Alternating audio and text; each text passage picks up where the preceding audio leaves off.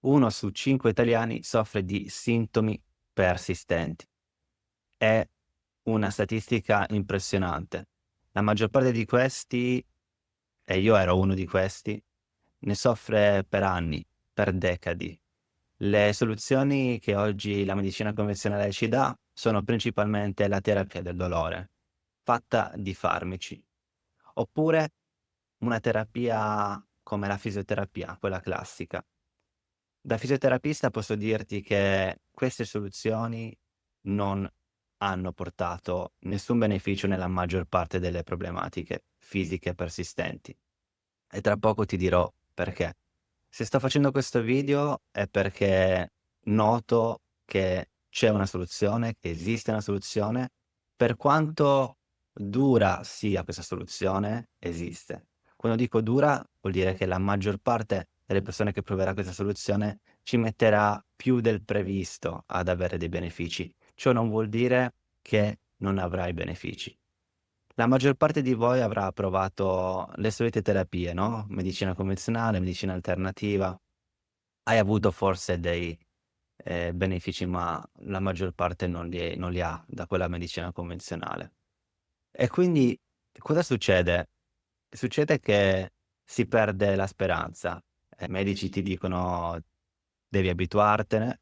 E io sono qui per dirti che non ti devi abituare a questi sintomi, perché io in prima persona ne ho sofferto di dolori persistenti e ho risolto. Però voglio prendere la storia più comune, okay, della maggior parte delle persone che seguono un percorso di questo tipo. Innanzitutto, se non mi conosci, io, mi chiamo Alessio Veneziano, sono laureato in fisioterapia. Nel 2021, mi sono specializzato nei dolori cronici persistenti attraverso un approccio, psicologico, emotivo, neuroscientifico, e che va molto controcorrente rispetto a quello che molte persone hanno provato. Ho risolto il mio dolore cervicale che, era lì da 5 anni. Dopo aver replicato insomma questa cosa su altre persone, ho deciso di aprire il canale YouTube e parlarne almeno. La maggior parte delle persone che mi hanno seguito in questi anni hanno avuto dei benefici, chi meno, chi di più, chi ha risolto totalmente, chi non ha risolto, chi è in fase di risoluzione. Ed è questo video per quelle persone che stanno iniziando un percorso di questo tipo, mirato quindi al sistema nervoso centrale, alle emozioni, e si sentono bloccate.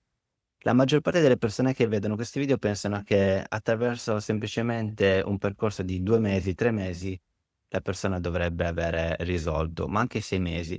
Invece ci sono delle persone che ci mettono anche 2, 3 anni per riprendere, ehm, a stare bene. Ciò non vuol dire che non si può, che non esiste la soluzione. Sarà un video abbastanza lungo, quindi probabilmente verrà diviso in fasi, però voglio dirti tutto quello che accadrà o che accade nella maggioranza delle persone che soffrono di dolori persistenti. Iniziamo dall'inizio. All'inizio avrai avuto una diagnosi e nella diagnosi, prendiamo un esempio come il dolore pelvico, per esempio, avrai avuto una diagnosi, per esempio, di vulvodynia. E questa diagnosi inizialmente ti avrà fatto anche piacere averla avuta, perché dici: "Okay, ho una diagnosi, finalmente dopo magari mesi di, ehm, cure senza risolvere, ho una diagnosi, quindi ci sarà quindi anche una terapia mirata a quella diagnosi." Esempio: vulvodynia. Prendo la vulvodynia come un esempio, okay, non se non hai vulvodynia, non ti è stata data una diagnosi di questo tipo, molto probabilmente, soffrirai di mal di schiena, di cervicalgia, di mal di testa. Ehm, ci arriviamo a dire che sono tutte collegate queste problematiche persistenti, o neuropatia del pudendo, o, ehm, cervicalgia, da stress. Guarda, ce ne so dermatiti, eczema, psoriasi, acufene, potrei andare veramente a dirti una lunga lista di diagnosi. Ma questo non vuol dire niente. La diagnosi, te lo dico una volta per tutte, è semplicemente la maggior parte delle volte una descrizione di dove senti male. Cervicalgia, sento dolore alla cervicale, emicrania, dolore alla testa, ma non ti dice veramente il perché senti dolore alla testa, il perché senti dolore al collo, il perché senti dolore alla schiena. La maggior parte delle volte, tra l'altro, si dice che è tutto colpa di un'ernia, dell'artrosi, discopatie varie, insomma. E ti avranno detto di provare la fisioterapia. La fisioterapia potrebbe funzionare quando il fisioterapista è molto empatico, no, ehm, io da fisioterapista posso dirti che oggi non la raccomando più, quella classica. Oggi la fisioterapia si dovrebbe chiamare per i dolori cronici si dovrebbe chiamare in modo diverso, perché è vero che è mirata al corpo, ma ancora di più è mirata alla nostra mente, alle nostre emozioni, al nostro sistema nervoso. Non è raccomandata. Questo è quello che posso dirti molto chiaramente e non mi vergogno di dirtelo, perché ti porta verso una soluzione che dovrebbe essere mirata nel corpo, giusto? Ma il problema non è nel corpo, ma è nel sistema nervoso centrale. Ti porta ad avere molta urgenza di risolvere un problema, cosa che l'urgenza, come capirai, non è tua amica. Quando hai urgenza di risolvere una problematica, già il tuo sistema nervoso è in allerta, più c'è l'urgenza e rientri in questo circolo vizioso di paura, dolore, paura, dolore. La fisioterapia la maggior parte delle volte si focalizza nel rinforzare il corpo. Ciò non vuol dire che il tuo corpo quindi adesso è debole se soffri di dolori cronici, perché ci sono persone che hanno o hanno una postura scorretta o non fanno palestra, non fanno sport e non hanno assolutamente dolore.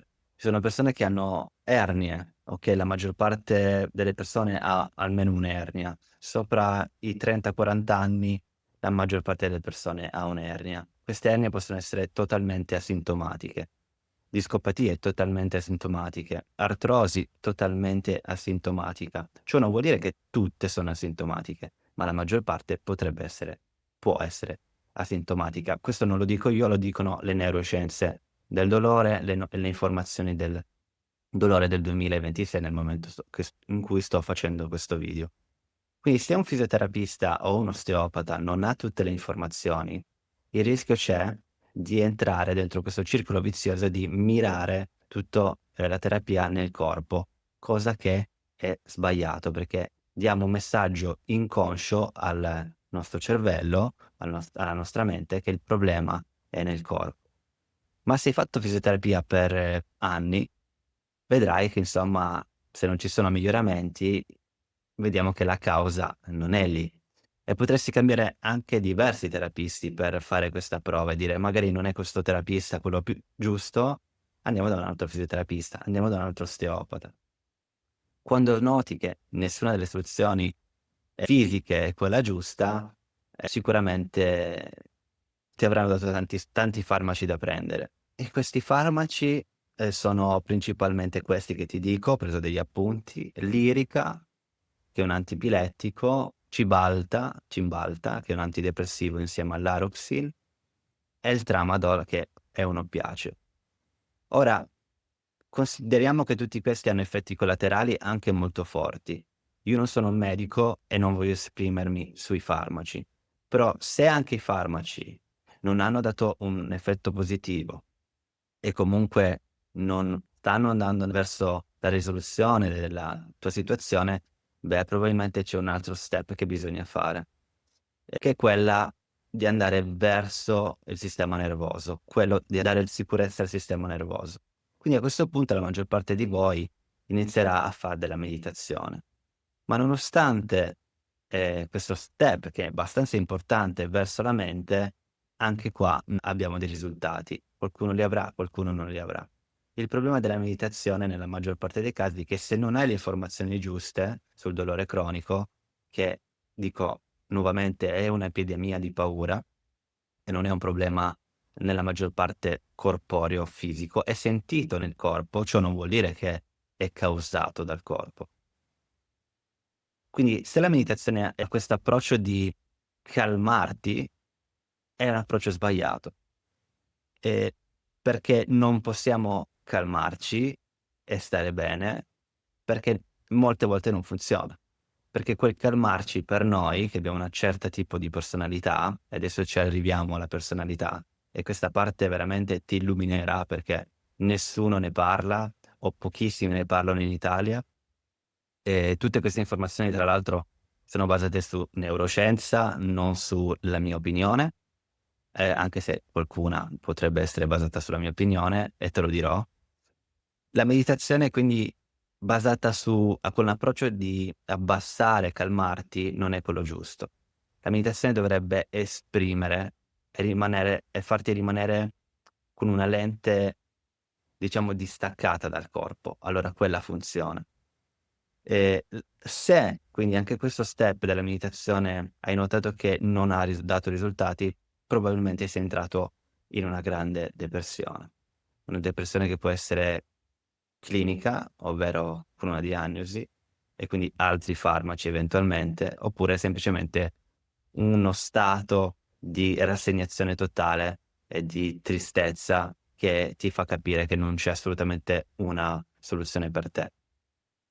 Perché molti hai notato che hanno fatto dei salti quantici in un percorso mente-corpo e tu invece no. E qua c'è una grande demarcazione, una grandissima demarcazione tra quelli che smettono, okay, e quelli che invece notano che la soluzione in realtà c'è, è dentro di loro e continuano ad andare avanti. La maggior parte delle persone che smette, magari solo con la meditazione, è perché ha ancora paura di guardarsi all'interno e guardare quelle emozioni che non vengono sentite, perché stiamo parlando comunque di personalità di un certo tipo, non vengono sentite, quindi è meglio ehm, non andare su quella parte. E quindi questa è una grandissima resistenza. Il sentire quelle emozioni negative non era una cosa che da bambini, ci è stato insegnato o che abbiamo imparato. Il dottor Sarno è uno dei dottori che mi ha cambiato la vita. È un fisiatra, negli Stati Uniti, è mancato nel 2022 se non sbaglio, 2023, e aveva scritto un libro che si chiama "Guarire la mente e curare il dolore". Molti dei suoi libri sono in inglese, lui è statunitense, era statunitense, e questo suo lavoro adesso è portato avanti da differenti medici e terapisti come me. Ehm, Parlava appunto di tipi di personalità che soffrono di dolori persistenti.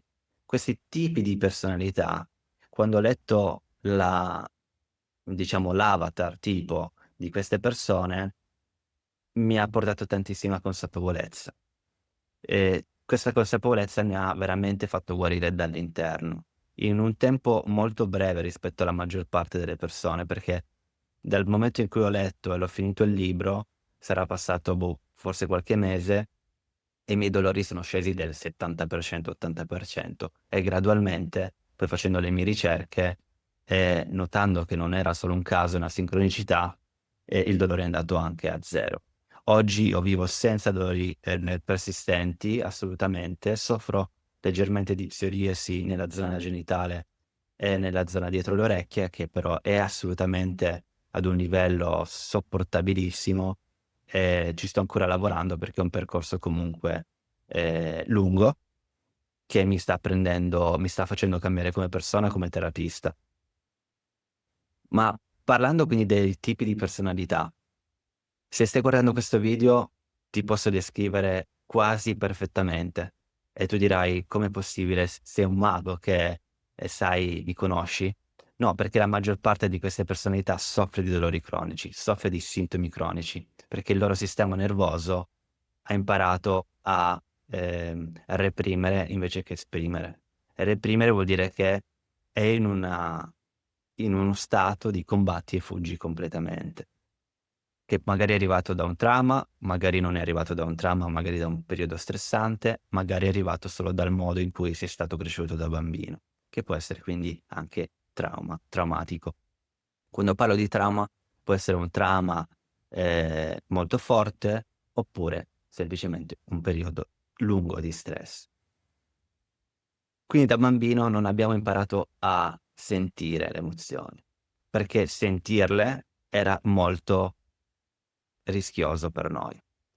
E siamo quindi diventati dei bambini comunque sensibili. Eravamo dei bambini sensibili, sempre adesso preoccupati, soffriamo di ansia. Quando dico soffriamo di ansia, dico che possiamo anche pensare all'ansia come una preoccupazione costante. Preoccupato per tutto, preoccupato per raggiungere alti livelli, se non li raggiungo non è un problema.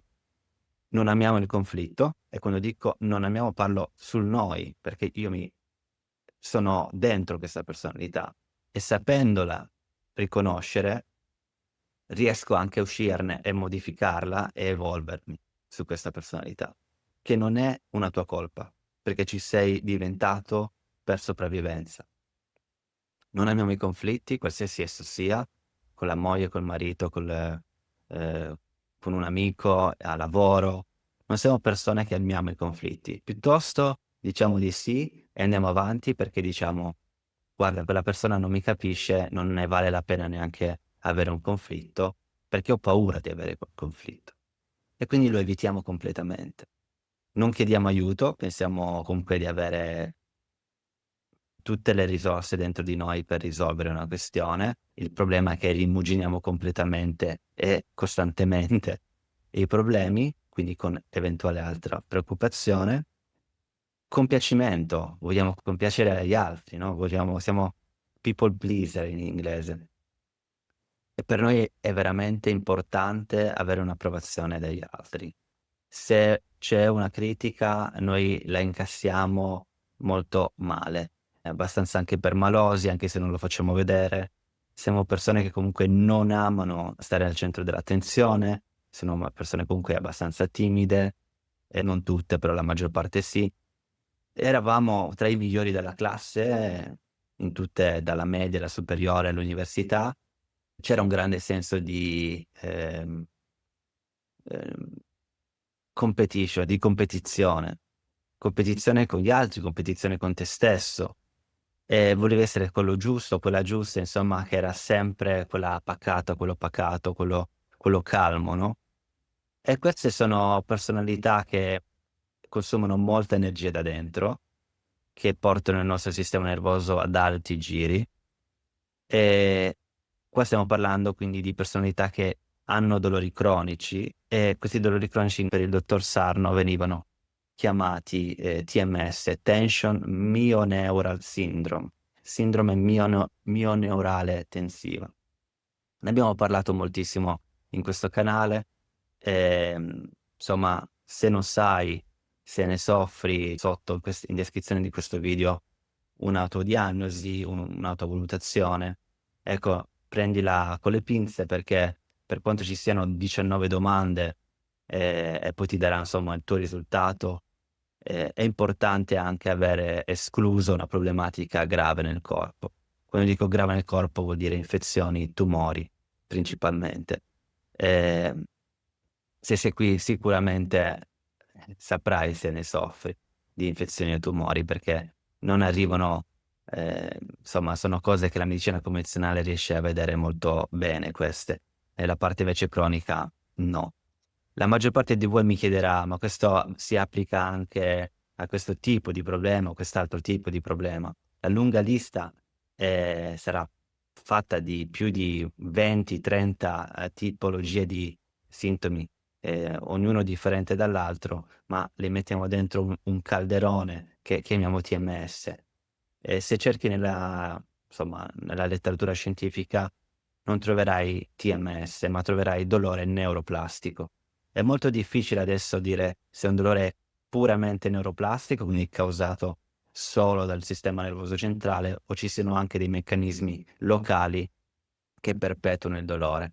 La maggior parte è un po' mixata, ma la maggior parte posso dirti che è risolvibile, a meno che non ci siano problematiche gravi, senza sminuire il dolore cronico.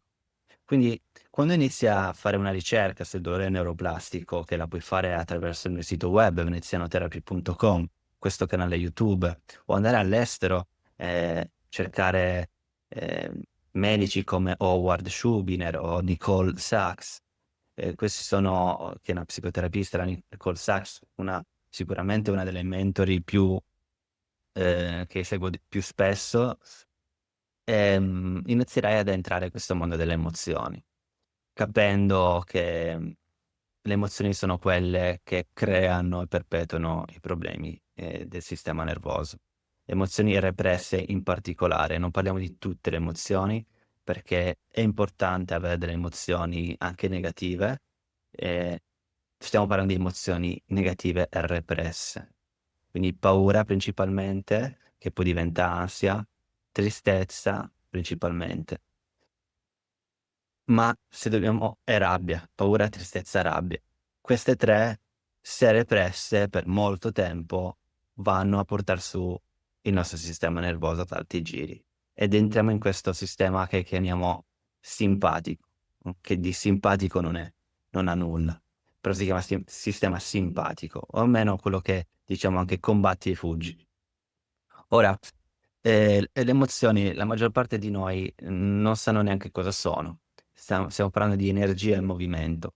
Energia in movimento. Quando questa energia viene bloccata, si crea un vero e proprio trauma nel sistema nervoso e non è detto che sia localizzato il problema nella spalla o nel collo. Lo senti nel collo, lo senti nella spalla, ma è registrato nel sistema nervoso centrale.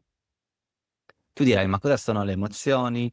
C'è sicuramente, molto da dire su questo, non è questo il momento per parlarne, perché se no sarebbe un corso di 12 ore e se sei interessato, ecco, prendo l'occasione di andare a vedere le risorse qua sotto, ci sono varie possibilità per entrare in un percorso del genere, che può essere attraverso la lettura, attraverso Neurobalance, il mio percorso più completo, lettura di libri, lettura insomma di articoli.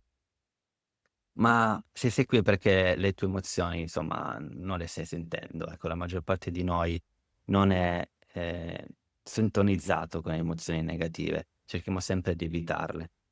Ehm, Se ti chiedo come ti senti in una sessione di meditazione nelle prime volte, tu non mi saprai molto rispondere e questo è normalissimo. Perché? Perché abbiamo imparato da quando siam piccoli che le emozioni negative non si devono sentire o dobbiamo evitarle. Ecco che lì inizia un percorso veramente rivolto verso l'interno, perché se tutto quello che è rivolto nella superficie del corpo non ha funzionato, compreso i farmaci, allora dobbiamo entrare dentro l'interno ed è un dovere.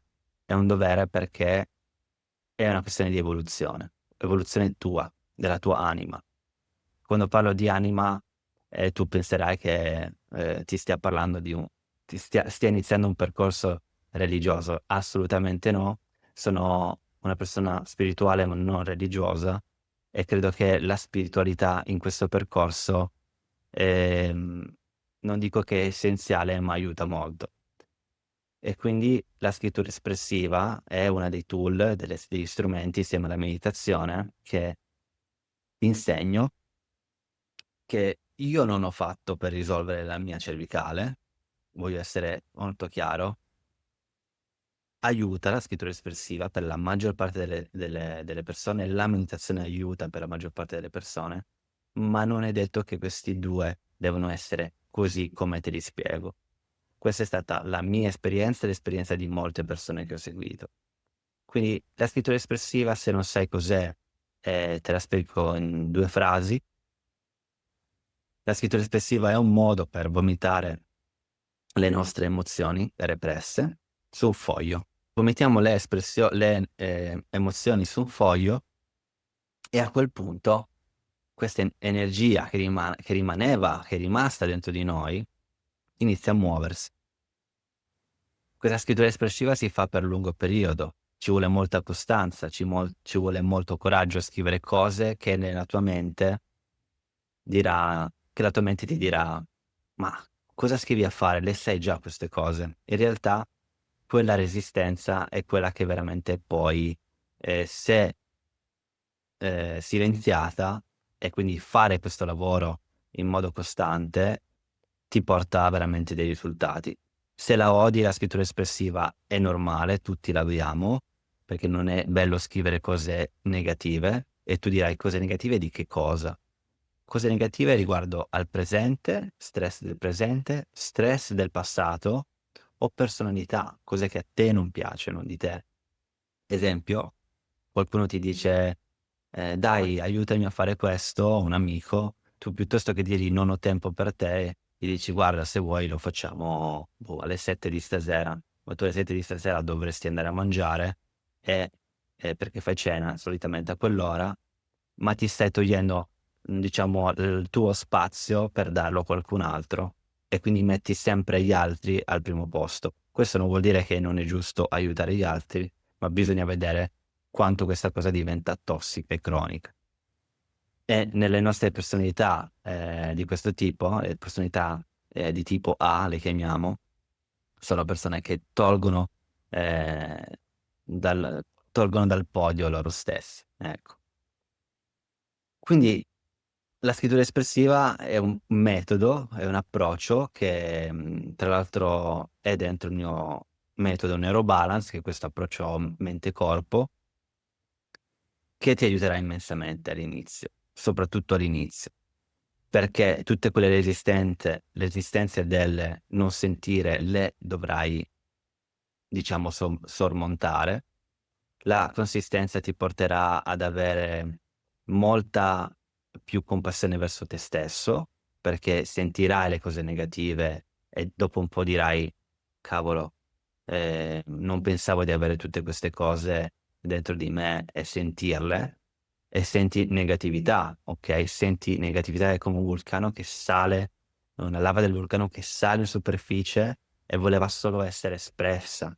Ma noi cosa abbiamo fatto con la meditazione, inizialmente, quella fatta male, abbiamo represso nuovamente, non volevamo sentire, quindi cerchi di calmarti, ma questo è quello che abbiamo fatto tutta la vita e non va bene.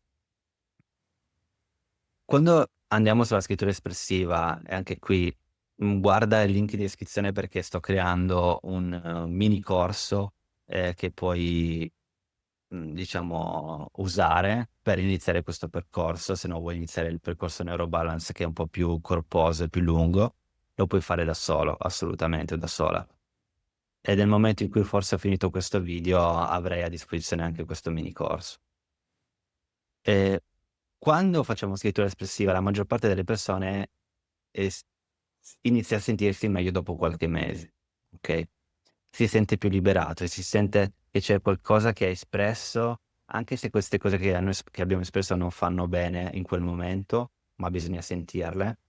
E quindi dopo aver fatto questo e 10 minuti di meditazione, come spiegato, nei miei programmi, è una meditazione semplicemente per calmare il corpo. In quel caso serve calmare il corpo, non all'inizio. E a quel punto ti sentirai meglio e la maggior parte di noi cosa fa? Smette di fare scrittura espressiva, perché se ti avevo detto di farla per 20 giorni e dopo 15 giorni già ti senti meglio, dici: "Ma magari non devo continuare", no? Ma se noi abbiamo represso emozioni per anni, decadi, come puoi immaginare che semplicemente in 2, 3 sessioni, 2, 3 settimane, le cose si risolvono completamente?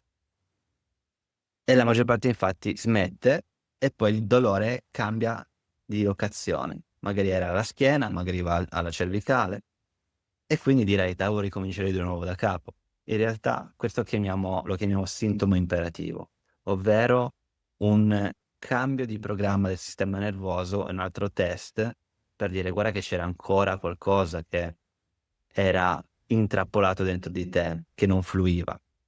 E quindi bisogna continuare fino a che totalmente per diversi mesi il nostro corpo è okay. Quando dico okay vuol dire che abbiamo ripreso le attività fisiche, abbiamo ripreso a fare tutto quello che facevamo prima, senza avere gli stessi disagi.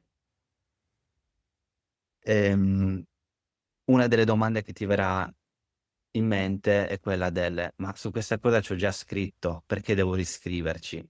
Ora, non entriamo nel merito della scrittura espressiva in modo tecnico, ma ogni volta che hai un certo tipo di resistenza a portare nel foglio qualcosa che è successo, quella resistenza ti fa capire che quella cosa deve uscire.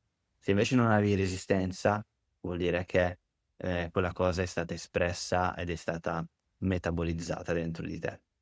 Un abbasso di guardia del sistema nervoso, che questo è quello che poi succede anche nelle problematiche delle malattie immunitarie, no, dove il sistema nervoso ha di alti giri e il sistema immunitario invece bassi giri, ovvero che non fa il suo lavoro in modo efficiente.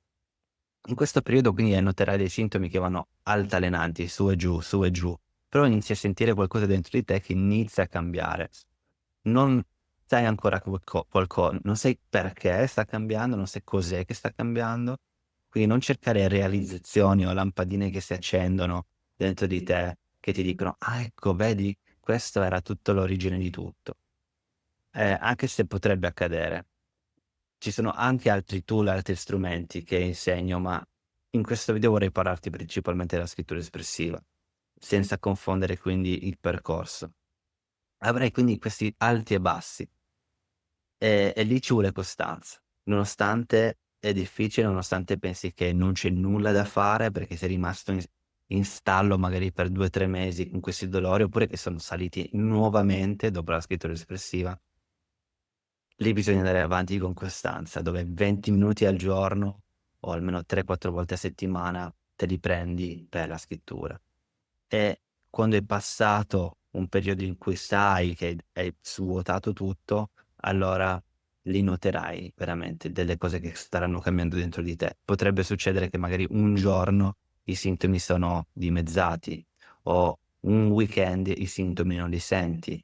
Ciò non vuol dire che non li sentirai mai, potrebbero risalire, ma già quel giorno che hai avuto quella prova, hai avuto una grande prova che quel lavoro che stai facendo sta funzionando e sta portando un cambiamento. È quello che devi cercare, il cambiamento, non cercare una risoluzione totale all'inizio, perché le tue aspettative creano paura e creano ansia e creano quindi un sistema nervoso in allerta. E invece noi non dobbiamo avere aspettative, dobbiamo fare il lavoro, dire: "Ho fatto quei 20 minuti, ho detto quello che dovevo, finito, se ne parla domani." 20 minuti, 20 minuti, 20 minuti, con 15 minuti di, meditazione dopo i 20 minuti di scrittura. Ora questo protocollo, se vogliamo chiamarlo protocollo, è stato dato da Nicole Sachs. Tutto quello che ti sto dicendo è anche, ripetuto da lei, è lei che in realtà da lei che l'ho imparato e quindi è giusto che io te lo dica, e quindi diamo anche onore al suo lavoro che sta cambiando e ha cambiato migliaia di persone in tutto il mondo. Però è un lavoro che solitamente si fa negli Stati Uniti. Noi in Italia non abbiamo molti terapisti che divulgano queste cose, quindi mi prendo la responsabilità io insomma di far tutto questo e sperando che sempre più persone, sempre più terapisti divulgano e testimoniano, dei benefici da questo lavoro. Tra l'altro ci sono già comunque le testimonianze nel mio canale. Quando senti quindi questi cambiamenti dall'interno, è lì che devi prendere la responsabilità di dire: "Ho visto la luce", ovvero la luce quella del: "C'è stato questo piccolo cambiamento, c'è stato questo weekend che ho sentito meno dolore. Okay, allora questa è la direzione." Non fermarti a dire: "Adesso ho detto tutto quello che potevo, non c'è più nulla da scrivere", perché ogni giorno c'è da scrivere, ogni giorno ci son preoccupazioni, ogni giorno c'è ansia, ogni giorno ci potrebbero essere dei dolori. Pensa psicologicamente e non fisicamente. Questo che ti posso dire da amico è: se ci sono dei dolori fisici, il problema non lo cercare nel corpo, cercalo nelle tue emozioni, nei tuoi pensieri e quindi scrivi quei pensieri, scrivi quelle emozioni nel foglio per 20 minuti e dirai: "Anche questo non sta funzionando", magari, no, e nuovamente arrivi in uno stallo, perché arriveranno 100.000 stalli. Stalli vuol dire break, cioè proprio per gli altri funziona, per me no. Cosa sto sbagliando? Continuamente, cosa sto sbagliando? Il problema che non ti avevo detto il problema è l'autostima, anche qua. Ci sono in questo tipo di personalità c'è una bassa autostima, c'è un senso di non essere abbastanza, costantemente, e quindi c'è sempre questa comparazione: "Ma gli altri riescono, io no. Perché io no? Io non sono bravo, io non sono giusto, non sono okay." Questa scrittura espressiva ti porta ad avere comunque compassione, è un effetto collaterale. Non cercare la compassione dentro di te. E arriverà, perché quando noterai che mettendo per iscritto, okay, tutto quello che ti fa star male, noterai che quella persona che sta scrivendo veramente sta male e sei tu. E noterai questo piccolo distacco tra il tuo corpo e te, il tuo puro te, il tuo puro sé, il nostro puro sé. E inizierai a chiedere aiuto, okay, inizierai ad aprirti, dire: "Non posso fare tutto da solo." Ad avere compassione per te stesso, ad avere l'opportunità avrai l'opportunità di provare cose nuove, perché avrai più coraggio di provare cose nuove, qualsiasi cosa nuova. E ma inizierai ad avere delle conversazioni difficili che prima invece mettevi da parte. Questi son tutti segni di progresso e di evoluzione che il lavoro che stai facendo sta andando bene. La frustrazione potrebbe andare ai massimi livelli, dove dici: "Nonostante tutto questo lavoro non sta funzionando." E quindi l'idea del tuo ego sarà: "Adesso vado a chiedere al neurochirurgo se veramente c'è ancora qualcosa dentro di me che non va." E non fare quegli errori, perché se sei arrivato o arrivata dopo mesi o anni ad avere anche solo questi piccoli benefici, non è l'ernia, non è la discopatia, non è la postura, non è una gamba più lunga dell'altra, non è il bacino è messo in modalità, ehm, non simmetrica, non cercare quelle soluzioni fisiche, perché queste ti porteranno veramente, non dico fuori strada, ma allungheranno il percorso. Questo è un percorso a circolare verso la montagna che va su. Ogni tanto, troverai che sarai in stallo, ma penserai di vedere sempre lo stesso panorama, ma se ti guardi dietro e in giù, noterai quanto percorso hai fatto. E la maggior parte di noi non guarda indietro e giù. La maggior parte di noi si guarda di fianco e dice: "Sono allo stesso punto." Nota le persone che in realtà sono già sopra la montagna, e tu sei ancora qua sotto. Ma veramente te lo dico da amico, non da terapista, non mollare. Non mollare perché è come mollare la tua evoluzione. E ciò non vuol dire che farà star bene. Nella sofferenza c'è evoluzione. Cerca quella sofferenza del: esprimo quelle parti di me che, mi fanno star male e le esprimo perché è tutto quello che posso fare, no? Ora non voglio andare ancora, troppo nel tecnico. La frustrazione è normale averla e tutti ce l'abbiamo. Io anche da terapista ce l'ho quando vedo una persona che rimane in stallo, provo molta compassione per lui o per lei e vorrei fare quel lavoro per te, per lui, per lei, ma non posso. L'unica cosa che posso dire è: questo è il lavoro è dentro di te, non è mai fuori. Alla fine di tutto ciò, ehm, e lo vedrai nelle testimonianze di questo canale, le persone iniziano a essere più gentili con se stesse, iniziano a non accontentare più gli altri, a dire: "Questa è la mia opinione, non posso esserci, è il mio ehm, questo è il mio territorio, se entri nel mio territorio te lo dico, questo non mi fa stare bene." Qualsiasi conflitto lo prenderei con più facilità, non perché sarai arrabbiato o arrabbiato con tutti e quindi dirai parolacce o te la prenderai con tutti, no, ma non inizierai più a rimaner zitto, inizierai a dare la tua opinione. E questo per me è un chiaro segnale, che tu stai iniziando a guarire, no? Questo canale è stato appunto creato proprio per questi benefici, dicendo: inizio a dire la mia, cosa che prima non facevo. A volte non mi vengono le parole, a volte mi vengono in inglese, a volte mi vengono solo, ehm, in un certo modo. Ecco, però il fatto che son qua e che ti sto dicendo tutto questo mi dà un'immensa pace, perché dico: sto facendo quello che ero destinato a fare, questa era la mia missione, no, ehm, il canale YouTube mi ha aiutato tantissimo per esprimere, per non avere paura delle opinioni altrui, anche se di commenti potrebbero sempre essercene che mi fanno stare male, però so che facendo questo non solo aiuto voi, ma aiuto principalmente me stesso nel dire: "Questo è quello che devo fare". Quindi dare spazio alla mia autenticità, cosa che se hai sofferto di dolori cronici o se soffri di dolori cronici non hai dato spazio alla tua autenticità, non hai detto le cose che volevi dire, non avevi espresso quello che volevi. Avevi fatto la vita degli altri praticamente e ti eri messo troppe responsabilità addosso.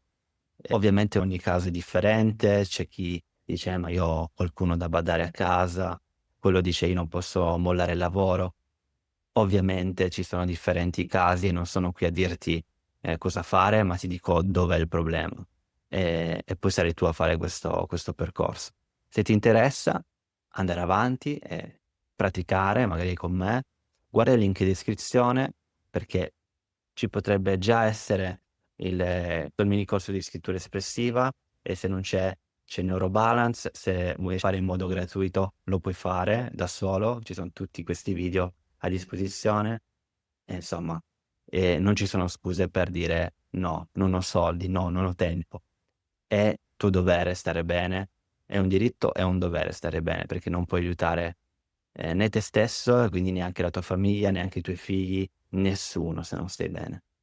E prendiamoci in mano la responsabilità della nostra salute, perché nessun dottore ti dirà veramente cosa devi fare dalla A alla Z, se non prendere dei farmaci. Per quanto non sono contro i dottori, amo i medici, amo la medicina, ma c'è una parte della medicina che non dobbiamo più aspettare. Dobbiamo prendere quindi noi le redini della nostra salute in mano. Fammi sapere cosa ne pensi di questi video sotto nei commenti e spero di averti aiutato un minimo per fare questo passo in più verso la tua guarigione. A presto. Ciao.